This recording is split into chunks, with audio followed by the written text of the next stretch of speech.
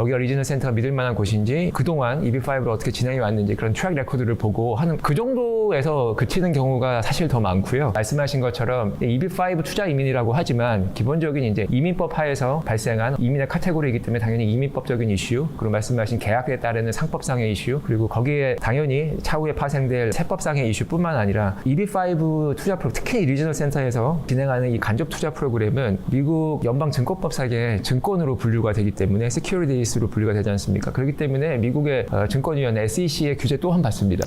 그 말씀은 결국은 미국의 사업체 입장에서는 액티브하게 돌아가는 그런 사업체인데 한국의 홍길동이라는 사람이 내가 거기에 투자를 함으로써 아까 얘기했었던 그 고용 창출과 프로피터블한 비즈니스 운영에 대한 조건을 만족하고 이게 윈윈인 거잖아요. 투자자 입장에서는 투자를 진행함으로써 이민법상 영주권을 받을 수 있는 조건이 되고, 정확히 말씀드리면 윈윈을 하기 위해서 만드는 스킴이죠. 그렇죠. 네. 그리고 사업체 입장에서 보면 굉장히 땡큐잖아요. 아, 그럼요. 투자금을 80만 불, 그 10명이면 800만 불, 100명이면 뭐 8천만 불이 되는데 그 금액을 확정적인 대가에 대한 부분은 중요도가 훨씬 낮거나 없는 가운데 펀딩을 할 수 있다는 거니까 굉장히 윈윈이 되어야 될 텐데, 지금 말씀하시는 건 이것 자체가 미국의 어떤 증권법의 관점에서 보면 결국은 이 회사가 증권 발행을 통해서 투자자를 모집하는 과정이니, 우리가 그렇잖아요. 뭐 한국도 그렇고 미국도 그렇고 증권 거래라고 하는 게 highly regulated 된 그런 인더스트리인데 그와 같은 법에 적용을 받는다. 그래서 굉장히 조심스럽게 접근해야 된다. 일종의 투자 상품으로 그렇죠. 미국 연방법에 의해서 분류가 되기 때문에 아까 말씀하신 일단 다른 법과의 관련성도 물론 중요하지만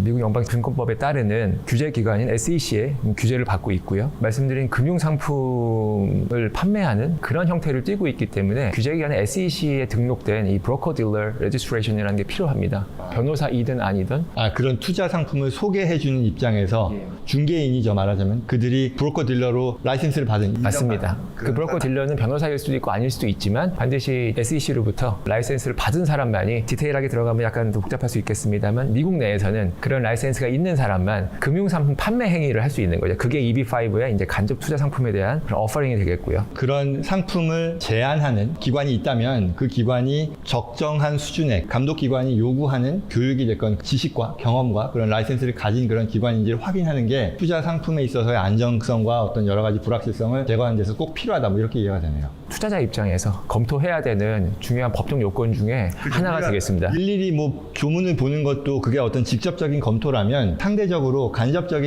이들이 신뢰할 만한 기관인지 또는 이 투자 상품 자체가 제대로 등록된 그런 상품인지를 확인하는 그런 간접적인 방식이다. 맞습니다. 제가 아까 서두에도 말씀을 드렸는데 전문가 관점이 아니고 투자자 관점에서 어떤 회사에서 상담을 하고 왔는데 여기가 정말 미국 국내법상에서 요구하는 모든 요건을 다 갖춘 데가 맞나라는, 그 요구하는 조건이 뭐지라는 걸 알긴 어렵죠. 사실은 그런 부분까지 다 충족이 되어야 큰 금액을 투자하는 나의 투자가 차후에 안정적으로 법적 리스크가 최소화된 상태에서 관리될 수 있겠구나, 그렇겠죠. 판단할 수가 있는 거죠.